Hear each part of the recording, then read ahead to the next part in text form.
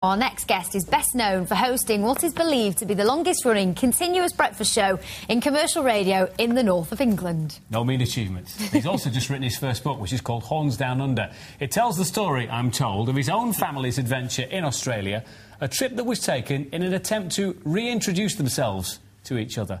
To tell us more, here's Tony Horne. Hello. Hi, Andy. Very nice to see you. Tell us about this reintroduction thing. The family had to be reintroduced to each other. Who are the family, for a start? How many Hornes are there? Well, this is the thing. At the end of the trip, there were 5, but there were 4 at the start. The camper van was rocking, I can tell you. But, you know, it's just like everyone else the last few years, you know, working too hard and not really relaxing enough, and we thought, well, we need to get out of the country, and the recession was biting. The fuel prices were going up like 10 quid every minute, you know. Yep.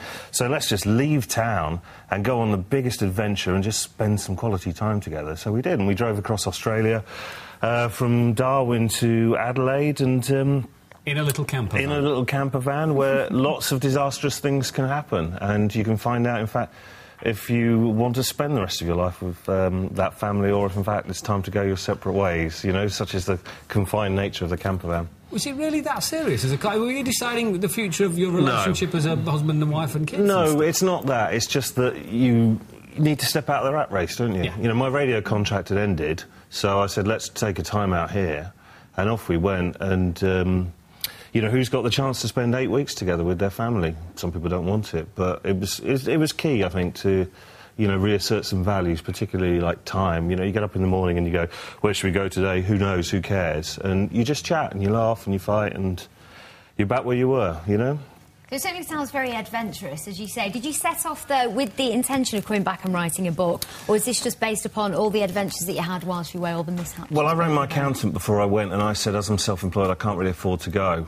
So he said, you better put it down as a tax expense, which sort of puts me in MP territory. But no, I mean, I wanted to write a book from 2 viewpoints, from my viewpoint and my wife's viewpoint. Well, obviously I wouldn't write for her, but she would write. And I wanted it to be a holiday and a trip and a book that was manageable for, like, a British family in the duration of, say, a school holiday. So the trip lasts about 6 or 7 weeks, and it's very affordable and it's very manageable, and it's not a guidebook where you turn the pages and they tell you that the mean temperature is, like, you know, 29 degrees and the museum opens at 9 in a shock move. This is a story with, you know, some good travel tips in the wonderful country of Australia, but it's a personal story as well, because you live the story with the family. And how are relations post-Australia, then? You'll have to ask her or read her book if it ever materialises. Oh. But, well, we had a little baby at the end of it, so that's... not too bad, then. Yes. And her book is out... Who knows? When she finally gets around to finishing it. She spent the last year having baby Poppy, so... but I like the idea that it's lurking in the background dangerously and could appear at any point. It'd be interesting to get the 2 points of view, Mr. and Mrs. H. Tony, very nice to see you. Thank you very much for coming in, and good luck with your book.